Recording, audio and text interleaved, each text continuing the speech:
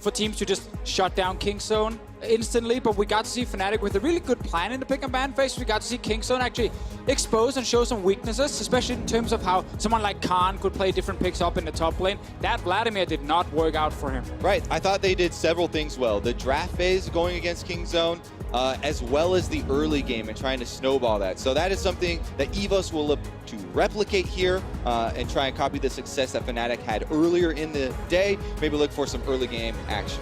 All right, we're getting into Champion Select here. We aren't going to get to see Kingzone play the Xayah Rakan like they did in the game earlier. Rakan going back to ban status here as EVOS bans that one away. Wow. A lot of support focus. Rakan, Morgana, TK, all banned away by EVOS. Kingzone going with Alistar, another support, and the Kazakhs. So what I'm thinking when I look at these bans is they want to get rid of some of their more defensive supports for Gorilla, like a Black Shield being one of them, a Tahm Kench Devour another one, to maybe just hard camp that bot lane. They really want to get Gorilla on a squishy support where he might be pushing, but there's still Braum available he could play if he wants just to melee tank.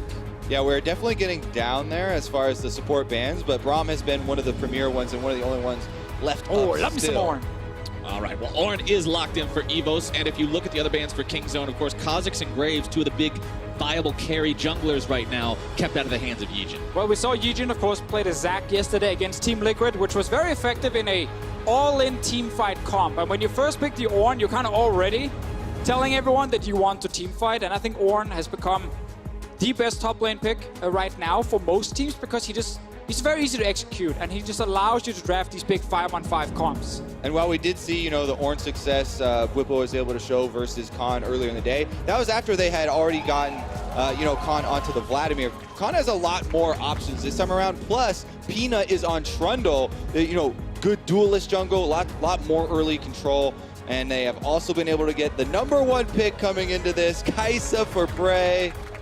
I mean, if they pick a tank, you pick a tank eater. If they pick anything, you pick Kai'Sa. Pretty good draft coming in so far for Kingzone. Yeah, this pick was so good that Kingzone could just play it every single game in the LCK finals, and it was good enough to win the LCK, so it should also be good enough to beat EVOS if we compare the two strengths of teams from LCK and EVOS here, but maybe they can surprise us. Yeah, after the LCK finals, I was really happy about how Kingzone had manipulated the entire pick and ban phase into lots of tanks and lots of sources of crowd control to set up Plasma for Kai'Sa. Even in the first two picks here, Trundle Pillar is a great ranged ability that you can actually set up Kai'Sa with, get the Plasma, and get her more options to jump around in team fights. Now they've also added Braum onto that. CC. So you get even more taste. And even better, we get one of the very standard picks for Gorilla, one of the picks where you can leave the bot lane alone and they can actually protect themselves even against a ganking jungler. That's kind of the big thing for Kingzone's bot lanes. When they play the squishy supports, they can actually get ganked and die. Or they can actually, even as we already saw when he was on Kai'Sa, they can focus bottom lane. We're so used to them just leaving Gorilla and letting Gorilla, go low econ. But if you have a Kai'Sa, you can also funnel extra money into this and have him carry super hard. Now, I am also really happy, actually, with what EVOS is doing on their side, because I think Ornn, as we highlighted before, great top lane pick for them. And Varus down in the bot lane has been a very successful champion already doing MSI, because he allows you to play around bottom side with CC from your AD carry, and then chain that with CC from a Thresh. Like, this really is them screaming, we want to attack the bot lane. And remember, Kai'Sa, as strong as she is, aside from the ultimate, doesn't have any hard repositioning tools like dashes or blinks as we go through. And now, the Alawi locked in for Khan. Oh, Alawi is so good into tanks because she gets to heal off them, can do percentage damages, and we'll see what Khan can do with this one, especially with a Trundle as the jungle backing him up. So I'm gonna say Kingzone will play towards top side. I think they're leaving poor Gorilla and Prey alone on the bottom side. It just two completely different styles in this pick and ban phase. One team focusing on the bottom lane with the Varus and Thresh, and the other team defensive on that side, but extremely aggressive around Khan up there. And this is not a pick we have seen from Khan all year long, but it fits the style Kingzone has been playing so often. See if that one could work out for Khan there in the top lane. We already mentioned he had a pretty rough game one here today. We'll see if the Alawi can make up for it. as EVOS will lock in the Lee Sin. They got rid of the Graves, they got rid of the Kazakhs, they were trying to keep him away from carries, but he's got another one lined up and ready to go to round out this roster that also locked in the Talia moments ago. I mean, Lee Sin definitely rising in popularity recently. It definitely requires a high execution, though. We're going to have to see him making use of the mobility. That's the advantage that you have with this champion. It allows you to make good choices. But if you go into straight up, hand-to-hand combat, then you're going to lose if you don't use the extra mobility to your advantage to create a good situation. Man. You gotta gank. That's the thing. Talia as well, roaming towards that bottom side once again. Like, there are just so many tools to create an aggressive early to mid game on one side, and there's just this split pushing Illaoi on the other one from King. So they can also, of course, walk into a late game team fight, pop a 5-man ulti, and then smack, you win the whole thing. Yeah, a 1 versus 1 with Illaoi, any tank basically versus Illaoi is just it feels like there's nothing you can do. It feels so futile because she can just easily control that lane so well. So we're gonna have to see if this all-in focus from EVOS towards the bottom side of the map will come to anything. I mean, when people think of the VCS, they think of what we saw last year from the Gigabyte Marines. They think of this aggressive play style. And when you see champions like Talia, like Thresh, like Lee Sin, that kind of playmaking, it gets you excited to see exactly how they're going to play that out, especially against a team like Kingzone that coming into this, and especially after the performances yesterday, a lot of people were looking at and saying, wow, how do you even deal with these guys? And then today, they got to see a little bit of kryptonite in their game against Fnatic. So we'll see if that can continue. I mean, I think also just during the split, people have shown ways you could get advantages against them or you could beat them. It's not like they're the absolute perfect team. A lot of it depends on the pick and ban phase and what style they end up playing with. Is it Khan on this physical bruiser in the top lane that you can play around that he tends to execute almost perfectly? Well, it isn't this one. It wasn't earlier today with the Vladimir top. So it is Kingzone just going back towards what really has worked during the LCK split. And Prey and Gorilla, of course, kind of left on their own. You talked during the lobby, during pick and ban, about how it looked like with the Illaoi locked in, Prey and Gorilla probably wouldn't be the focus early on in this game from Kingzone. So we'll see if they can survive being left alone here in this second game of the day. Check the minimap right now. Can we hover up to Slay and run OP in the top lane? Because they're actually moving in. Do some special level 1 strategies. Fnatic found success in the first game, invading level 1 against Kingzone. They're doing it now. Here we go. Khan trying to get away from this one. Ron OP will not go for any kind of a hook there. Of course, going for the hook at level 1 can not be ideal for your laning pattern, so he'll just continue having no ability skill just yet. Kingzone will engage nothing but invade the bottom lane, bottom jungle, I should say, getting a little bit of vision down. As you can hear the crowd getting excited from both sides. Yeah, it's getting me excited when they start chanting during level 1 invades and you're hoping for some action there. Nobody runs into each other, but they do get the deep wards down, and Kingzone has done the counter invade on the opposite side of the map here at the red buff. Oh, they're heading down to fight this one, but it's Kingzone with all the vision control. Legion is spotted on the ward. And Kingzone do have a Braum as well, which brings quite a lot of careful. Kingzone has been found out here. 3 members in the enemy jungle. BDD tosses over that empowered Q. Not going to find much with it, but there will be a contest over the red buff here. 3 versus 3. The Kathian Rain will find a little bit of damage down onto Ron OP, but Kingzone will back themselves away. Another small little thing here was also the ward being placed up there in the river towards the top lane from Kingzone. It actually meant they could see that it was not going to be a lane swap because they saw the recall from the Varus. They knew it was going to be on the bottom side and they could kind of react accordingly. Plus, what Kingzone were thinking here with invading on this red side, trying to deny that red from the Lee Sin, was then they could actually protect their bottom lane a little bit and keep the Lee Sin away from Prey and Gorilla. Right now, though, Eugen has gone red to red. It looks like he will be able to steal this away from Peanut. And that is the thing about Kingzone trying to go in and steal away that opponent red buff at the start. It did put Peanut a little bit behind in terms of timing. He had to walk all the way back to his blue to start. That means Eugen has that small enough of a lead that he's able to invade, find that red for himself, and now maybe even look for something onto the immobile Illaoi here in the top lane. Khan knows something's a little bit funny, knows that Eugen's on this side of the map, will get himself back in time, put some damage down onto him there, and Eugen backs off. A little bit of poke, of course, just onto Khan. Meanwhile, down the bottom lane, because Slay and Ron OP had to stay and secure the red buff, Prey and Gorilla made it back to bot lane earlier, picked up a bunch of CS that Slay ended up missing out on, so he's actually slightly behind in experience, and this is pretty big for the Kaiser here early game, not just getting pushed in, and suddenly enemy team getting level 2 with a Thresh who can then set up an all-in. It's actually pretty important for them to make sure they can just stay very safe.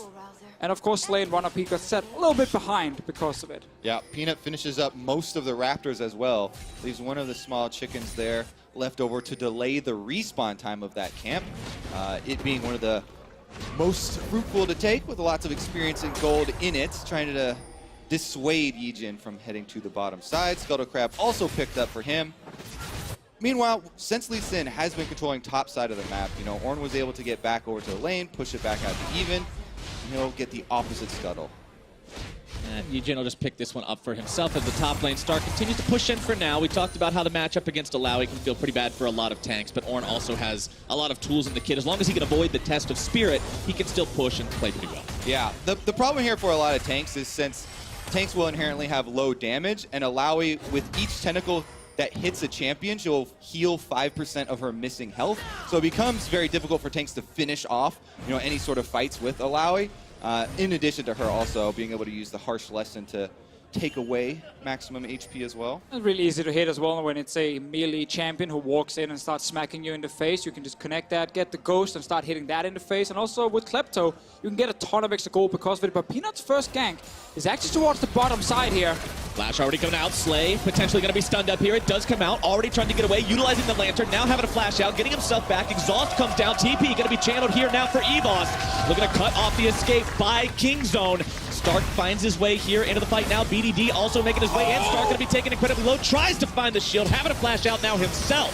BDD will also flash away. It's summoners left, right, and center. As Peanut will now be found out by Yijin there in the river. Goes for the Sonic Wave. Resonating Strike also coming through. Warzone looking to finish. This one off. Arrow over the wall. Won't find it. But the fight continues as Warzone now backs away. Gorilla potentially in some trouble. Rano P looking to find the hook. They jump back in. They find the damage on the Gorilla and first blood. And during all of that, Khan pushed the lane, then he recalled back to the base, and he was looking for an opening to teleport, but he never teleports bottom. Kingzone make the call that this is a lost cause on the bottom side, and EVOS get first blood. But everything that happened there early game in the bot lane actually suddenly meant we had Slay and Runner-P pushing forward. Peanut realized, okay, I don't need to go top yet. I can walk down bot lane. I was surprised, however, that a level 4 Ornn would just start TPing in instantly to respond to this gank here and start fighting. All 5 members suddenly appeared bot lane. I think almost every single summoner was used in that fight as well. Oh yeah, it was an absolute madhouse. Everybody calm down a little bit, even though we had a very exciting first blood. We'll go over the replay first here, but there are going to be some repercussions that we can look at afterwards. Anyways, the flash Q here, make sure that one's going to hit. The heal comes in, though barely. Peanut stays alive. Yeah, that heal saved him, but it's not over yet. And this is what you talked about before, Kobe. We still have Khan in base with TP ready, but there's really nowhere for him to TP on. And therefore he doesn't join, and suddenly it is just first blood. Yeah, they didn't expect the chase that EVOS was going to continue on with this play. No one expects a level 4 TP there. All the way up into the jungle and around. Afterwards, Lee Sin was able to do some counter jungling as well, take away from Peanut on that bottom side, and now Yijin does have a level lead for himself. And of course with Khan just returning to the top lane, he is now currently about 25 CS ahead of the enemy top laner, so this actually costs Stark a lot. Those were the repercussions I was going to talk about when the replay is about to come up. It's already a horrible matchup for an Ornn to try and lane against Alawi, but with this giant lead, there is going to be no chance that he gains any sort of ground. So EVOS know that this is a very weak point for them on the map, and they should probably continue to focus anywhere but the top side, especially since it's an Infernal Drake, because you get to a situation where because it's a double melee up there, even if Lee Sin went to try and gank Khan, Alawi can turn that around into a double kill, her having availability of her ultimate. Here it goes, though. Talia coming up. Warzone looking to make this one happen. But the damage comes in! Well, it's not a double kill, but he does get a 2v1 kill. This is one of those champions. It's like Darius. You hear about these kinds of champs. They can just turn the 1v2 right back around, and that is what Alawi is so good at. So, don't go back top lane.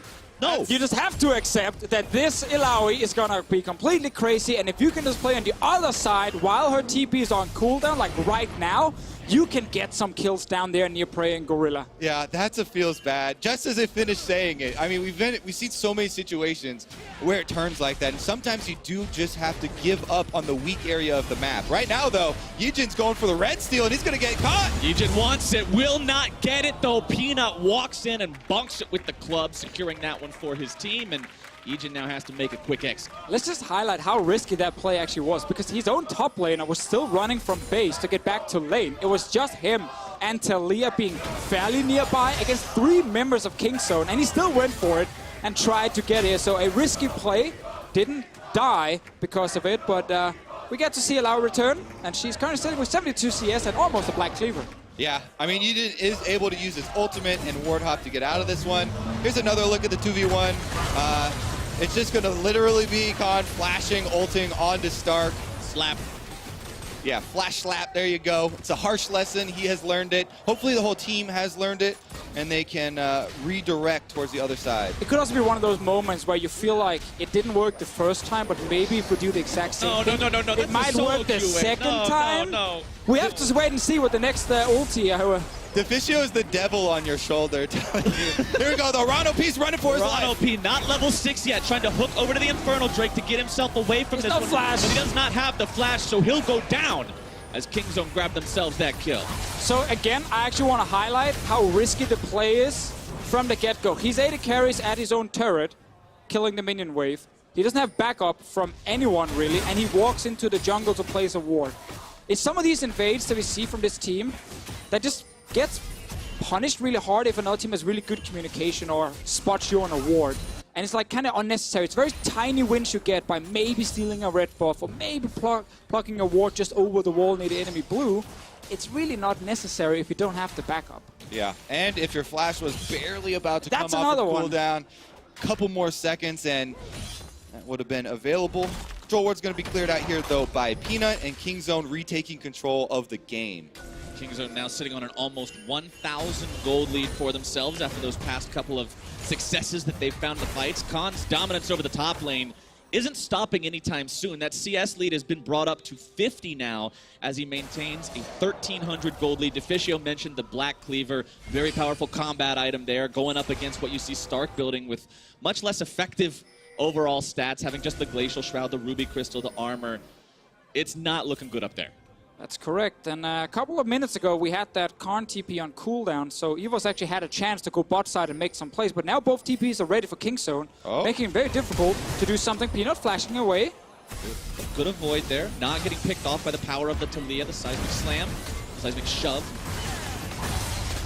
But Khan will just not stop this. Constantly underneath the enemy turret, constantly making the moves, constantly pushing up. Yeah, once you're able to land the Test of Spirit, you can farm with your Klepto off of that Spirit, and he continues to push in. That turret very close to going down, and Kingzone actually don't even have to apply any extra pressure up there to get this objective. So that is basically, well, never mind. All right, here we go. EVOS looking to start this one off, able to find the collapse, able to find the damage down onto the enemy. 80 carry, Prey's already out of the picture. Yijin going to be avoiding some of this for now. Peanut having to walk away. The horn gets sounded, but Peanut will still be able to avoid it for now. He will not escape the ensuing collapse. Warzone grabs the kill onto him, and that's 2 for 0, going over to the EVOS. Great change here from EVOS. They completely give up the top side of the map. They look for a play away from the Illaoi. They have Stark. He teleports down even to come in and pick up an extra kill for themselves. They're also going to turn that into an objective if they could finish off the turret, but the minions are down, and Yijin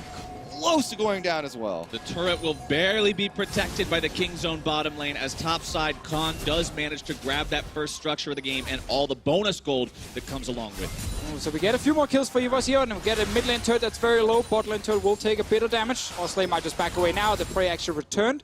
Second time that Khan saves the TP, stays top lane. He tried to interrupt Stark, and that didn't work well. He just stepped back and killed the turret. I like the engage here from Rano P. This time he brings back up. Yeah, flash play, able to get the hook right after. So they immediately kill Prey. Yijin then is able to dodge out so he doesn't go down. Here comes the horn. So should you hit that on the 2 members to the right, or should you aim for Peanut here? I mean, he missed it on Peanut, and they still got the kill, so... Well, because they had Thresh chasing the 2 members, I would go for the 2 members, especially if you're able to coordinate the cooldowns there, and Ron was able to tell them that they would be able to follow up on that horn.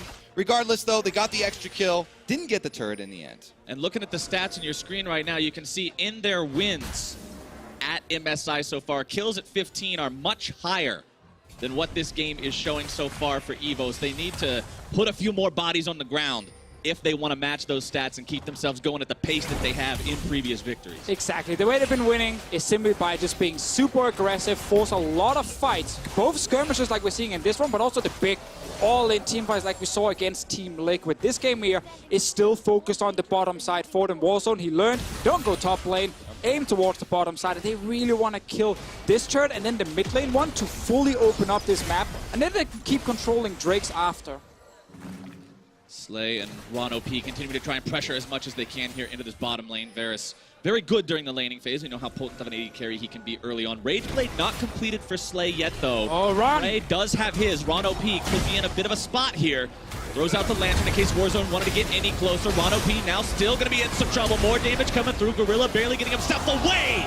But the piercing arrow into the back takes it down. Nice kick. Get the hell out of here, says Yejin. Knocking Khan all the way back out of the fight. That's hilarious to watch as Khan tries to flash in. In the end, though, Kingzone retained control around Dragon. Starting up this Infernal. We'll see if EVOS have anything to say about it. Oh, Warzone is very low on mana. I think they just have to let it go.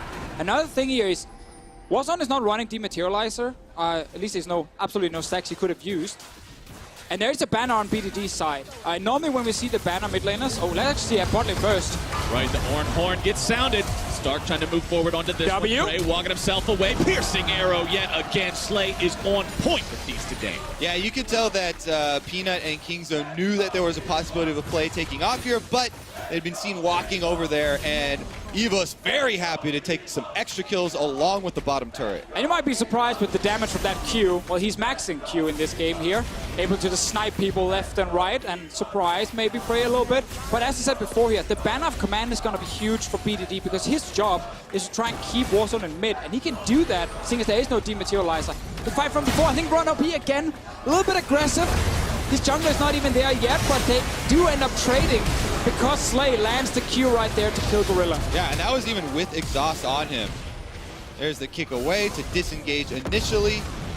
Even tried to wall them afterwards, but in the end, that ward that Slay placed over the wall did come in very helpful later, and they got some more kills back. Gentlemen, you know what I love to see right now is that icon up in the top left of your screen. Next Drake, Infernal #2. Means both these teams will have plenty more to fight for, especially on the side of Kingzone, where you have this heavy damage top laner that's also going to benefit so much from that increased offensive ability. Yeah, and he's the one who's been farming like a madman. He's so far ahead, but it's only one player. Right. Everyone else and anywhere else on the map, we're seeing EVOS actually go toe-to-toe, if not even win some of the fights. And that's one of the things I love about the international tournaments, is we have some teams that play a lot faster than some of the teams we see back in the LCK. There is more kills, more fights. And it's been a very effective way, especially against Prey and Gorilla, to force them into a lot of skirmishes and actually try and shut them down. It's been working okay in this one, and now they're putting pressure on mid-turret. 2 turrets down now for the side of EVOS to the 1 that Kingzone collected for themselves, but Khan will look to put in some more work here on the other side of the map after finishing off that top side. He knows that Stark can't have anything to do with this 1 versus 1 scenario. Khan is way too strong at this point in time. Yejin finding the Sonic Wave onto Peanut, looking to kick him right back over. Ron OP not there for the follow-up onto him, instead looking to go for BDD. Ornn ultimate comes through now as the Talia wall will also cut off the escape. Turret goes down bottom side, but it's still going to be Kingzone who's in trouble here in the mid lane. Yejin almost drops, but almost not going to do it. It's 2 for 0 going over to EVOS. Again, the right idea here, EVOS, they know this is an untenable situation with this Alawi bottom, so you have to make plays elsewhere on the map. And with Khan committing to the split push down bottom, EVOS are barely able to get a couple more kills and push on the turret.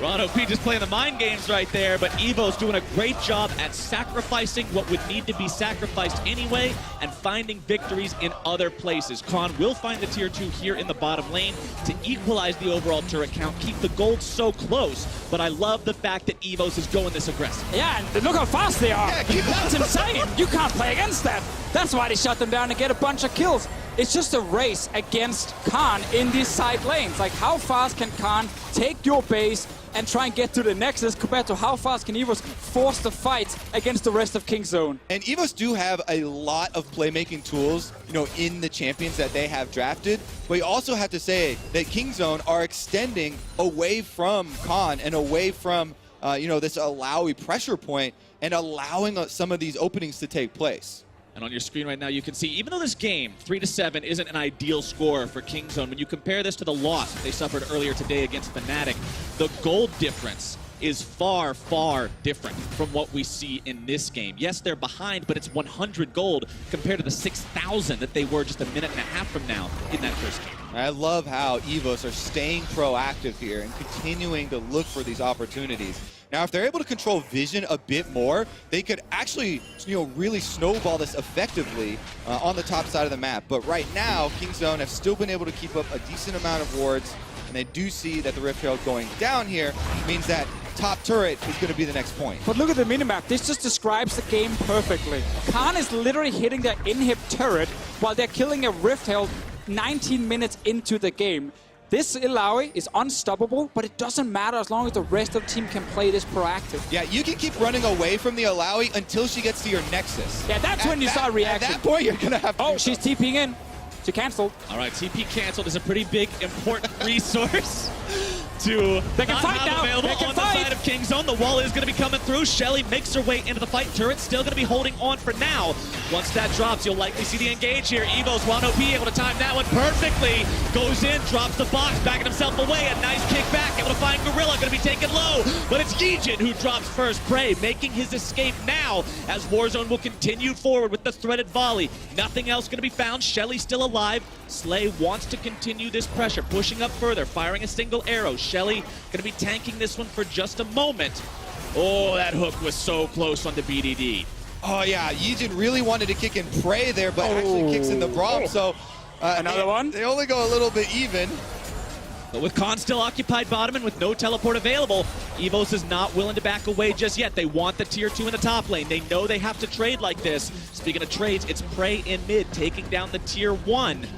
5-4 turret count still. We have structures just dropping all over this map. It's all over the place, but we're watching EVOS here go toe-to-toe against Kingzone. Coming into this group stage, the first game we see them play is against Flash Rolls. They get absolutely destroyed. 25 minutes in, they're down like 20k gold. Looks like they don't even belong in the group stages, but then they bounce back, beat Team Liquid, and now they're playing against Kingzone here. They're being super active, they're finding great engages, and they just never slow down.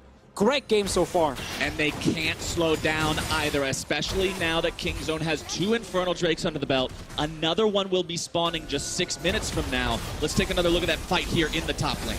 And they have done such a good job of using their abilities to kind of corral Kingzone and force them into these fights. But yeah, the picture-in-picture here, we have them forcing again, already starting Barons, down to 4,000 health. EVOS saying, all right, you want Prey to keep on going. Prey looking to jump in with the killer instinct. Going to be grabbed by the death sentence. Peanut over the wall, but it's secured by Yijin.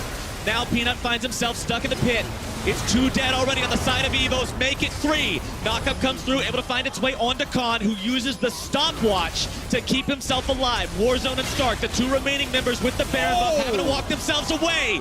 Make it 1 man standing. EVOS finds Baron, but they take severe loss. Yeah, that was a very high price to pay for a single Baron buff getting out there. So incredibly close, and we didn't get to see the setup, but EVOS continuing to force here, and they want to be able to use this Baron buff to get inside inhibitor turrets. They had all the information they needed. The entire jungle is warded, but it is so early in the game. They decide to engage the big objective. They drop low, and of course now, the rest of Kingzone just show up to try and finish them. I think Stark was still running to try and join the team, so it was just Yijin ended up tanking most of it, but what a crazy call, and it just highlights how aggressive they're playing. And how quick they're playing. They have to make these decisions so fast that you saw there, Lee Sin kicking out, and then a follow-up with Ron OP landing the hook, going over on the edge, trying to buy some time and trying to split the team there. Now, though, they do have the single Baron buff left on Ornn, on Stark. The problem there is that they won't be able to buff up multiple minion waves. Right. So it's going to have to be a choice here between them. you know, trying to defend against the Alawi that has headed right back to the bottom side. It is going to go right for the inhibitor turrets. And checking in on where we are, because we've made a point of demonstrating exactly how far ahead Khan is this entire game. 269 to 139 farm. He's got both Sterix Gauge and Guardian Angel. He's such a force of nature right now. And I think he has to join the team, because with a Baron buff, it's very hard to race. If EVOS group up as 5 members and try and actually push on the inhibitor turrets here, with the added power of the Baron pushing, Khan's not going to have a lot of time. Let's try and look at the min-map and see if Khan can find a ward he could potentially TP on in case a fight breaks out. There's a couple of red one behind. Yeah, Kingzone just pinged the one in mid. He's on the inhib turret now. EVOS are going straight for the turret. They need to all in for it here. Khan wants to trade. The turret in the EVO's base is very, very low. It looks like they will just opt for the overall trade on this one. Mid lane inhibitor turret dropping rather rapidly. Kingzone not wanting to fight for this at all, but EVO stays in the enemy base, thinking about how they're going to go about this one. Prey coming in from the side, redemption coming down. EVO's pushing onto Nexus turrets now, thinking about backing away. Stark going to fire off the ulti. Khan wants to make his way in the fight as they are going to take Slay incredibly low. Khan into the back line, looking to find the damage. Slay taken down. Stark's going to be number 2 as they'll make it 3 with Ron OP, and that is Kingzone with a massive success. Their jaws shut so quickly here inside of the base. EVOS find themselves pushed up against the Nexus turrets, and they get flanked from all sides. Right now, BDD teleporting. They don't want to let anyone escape. Gorilla should be able to find his opponent here in that tribe rush. Warzone will be found out. Seismic shove keeping Gorilla away for now. Gorilla very, very low on mana. Doesn't have a lot of tools to do anything to this. But with BDD coming up behind him very shortly, Warzone doesn't have much of a way out of this one except back onto the spawn platform. See around. Perhaps in about 40 seconds, but the rest of Kingzone will be pushing up. They will be taking advantage of this big fight they just won. I thought for a moment BDD was TPing in to try and go for a Nexus turret, but it was just to chase. Down to Talia, we get the next replay. So they started off here with the Ornn ultimate being used very early on, and this is a spread out Kingzone, so they didn't really have a good area to use it, and without that, you know, they don't hold anyone from Kingzone down. It feels like they were just swarmed and taken advantage of so quickly. Yeah, you could see exactly how successful they were in that Acer Predator replay. They found the targets they needed to find. They deleted everyone so rapidly. And look at the damage charts on your screen. 4,000 damage from the Karma, 3,000 from the Kaisa. The only person to even hit 4 digits, and I mean just barely, was Warzone on the side of EVOS. We're only 25 minutes in, and I just want to look at this graphic we showed yesterday, because it really fits why EVOS is actually able to put so much pressure on Kingzone. It's because, as you can see all the way to the right, we have the VCS. Ton of kills per minute, extremely active region. You never give the other team any chance to sit and stall, and then LCK all the way to the left. That's the slow games with not that many kills happening. Because EVOS are used to playing this very aggressive style in a very aggressive region, they can constantly force Kingzone into some situations they're not used to. That was the difference in all of the other fights compared to the one we just saw, though. The one we just saw, EVOS, they pushed so far up into the hands of Kingzone, and they were unable to actually keep them in the same spot. Before, we had good uses of Talia wall and the multiple uses of crowd control to actually force. We have to remember, it was the entire region's kills per minute. It's also you dying, obviously, add to that stat, and that also happens a lot, because when you keep playing forward, you tend to overextend from time to time. But Kingzone, 4K goal lead, double Infernal, so a lot of things are in their favor. But it still really feels like EVOS, the next fight can easily go towards them if they just get a pick first. Yeah, what they're doing right now, they've been holding the super minions that are streaming out of bottom lane here with multiple members pushing on this side of the map, while also simultaneously having Stark on the top side trying to prep that wave to try and get something going for them. Third Infernal now, bit of poke onto Ron OP.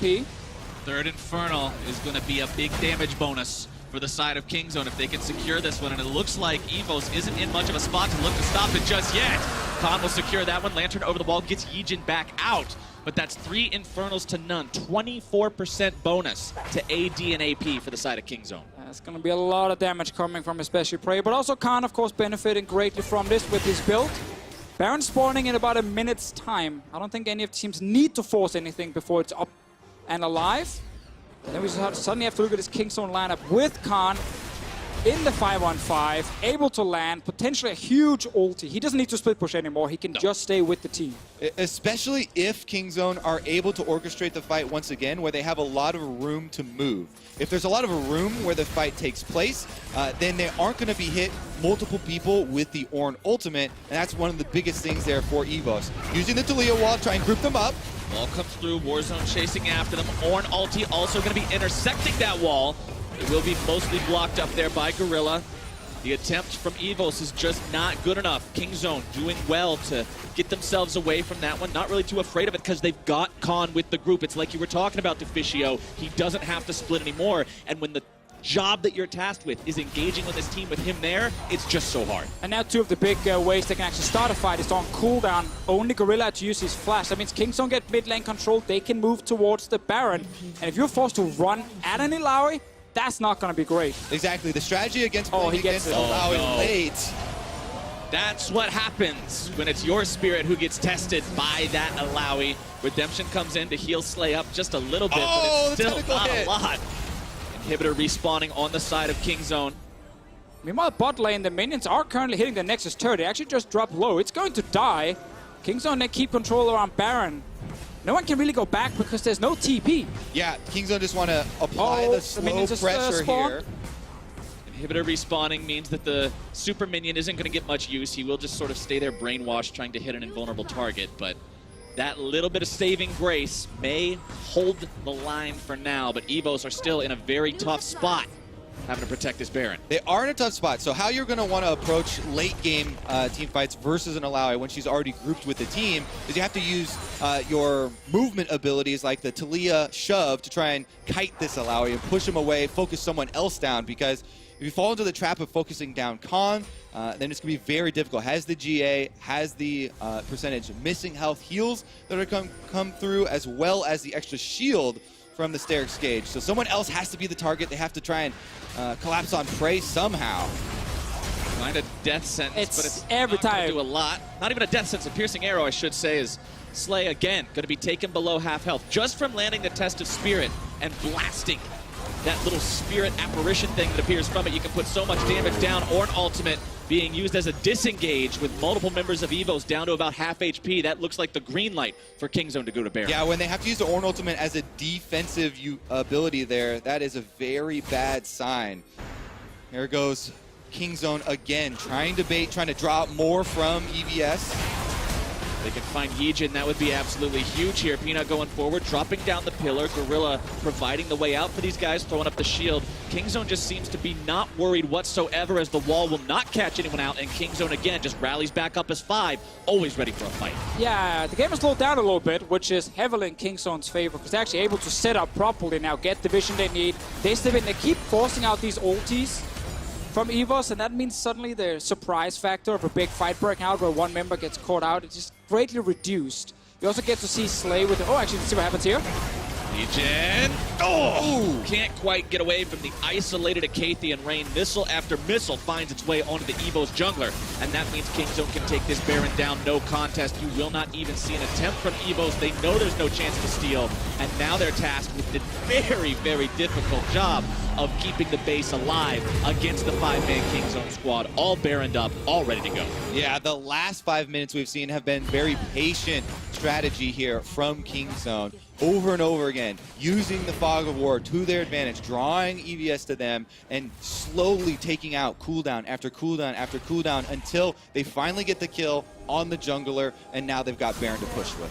But no matter what happens in this game from here on and out, we have seen today how some of these teams, by playing very proactive, very aggressive early to mid-game, have really been able to dance with Kingzone. They've been able to challenge them, get a lot of picks, and stay either even in gold or, as Fnatic did, actually kind of snowball out of control. This one was really just Khan, who was really far ahead of his counterpart. Like, at this point, he's currently sitting on 15,000 gold, and poor Stark is not even at 10,000 yet. So there is quite a difference between the two. But that kind of highlights most of the goal difference between the teams. And this second game has really been a story of redemption for Khan after his first game earlier today, where his Vladimir performance was really just not up to the expectation that a lot of people had, considering him one of the best top laners in the world right now. But this Alawi game, he's seriously showcasing what he's able to do when he's put into a matchup in a situation where he can just run wild. Now with the Death's Dance completed, he's that much scarier and that much harder to kill. All right, well, Team EVOS, they do hit a Varus ultimate here, which changed to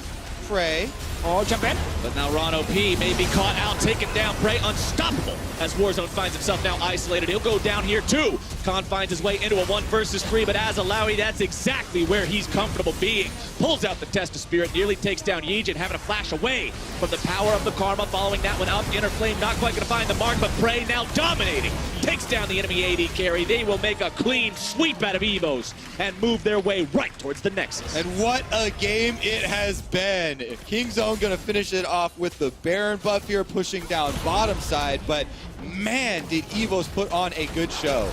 A valiant effort from EVOS, but Kingzone showcasing why they are such an incredible team, how they're able to play around their advantages, their disadvantages. They weathered the storm of the early aggression, the early fighting, the early picks from EVOS. They let Khan scale up, and then he groups up, and everything is just an avalanche of Kingzone success. Khan got to join the team, but also Prey. A person we didn't get to talk a lot about because his job in the early game was to try and not die. And then he just slowly picked up more farm. He got to 3-4 items. And in the end, of course, a Kai'Sa can completely win you the late game teamfights with all the damage coming from her passive. But just the fact that we got such an aggressive play, it was what we talked about in Champs. Like just attack the bottom side. They try and go top once. They learn very quickly. Don't go back top lane. It's completely useless for you. They ran out of steam towards the end, and it is hard to continue this very, aggressive skirmish style the later you go into the game, because team can just start grouping at a Baron like Kingzone did. But it's like you said, seeing that aggressive style, seeing the team not be afraid of, oh man, we're going up against Kingzone, what do we do? Seeing teams like what EVOS has done here, even though it was unsuccessful, and what Fnatic did earlier and successfully, is how you deal with the Kingzone monster. You cannot be afraid to square up and fight him head on. Yeah, I was also happy to see Khan and Kingzone, pulling out some more picks here in the top side instead of opting into a lot of the matchups that we've seen over and over. Then EVOS pretty quickly identifying that they need to play around it rather than through it. That's always something you like to see, is a team recognizing something that they absolutely have no answer to, and instead of trying to hopelessly ram their faces into it and just try to fight a losing battle, they say, nope. The only battle here is how fast can we get away from it? Yeah, up until the point where they then cornered themselves inside the Kingzone base yes. and were surrounded, it was looking hype. If all you do is just walk forward, at some point, you probably went a little bit too far. Or you killed the Nexus, and then you dive in the fountain in celebration. It was one of the two. Sadly for EVOS, it became the one where Kingzone almost aced them and then took full control of the game. Unfortunately for them, that was the case, but when we return, Shox will have a chat with Peanut before Flash Wolves and RNG take to the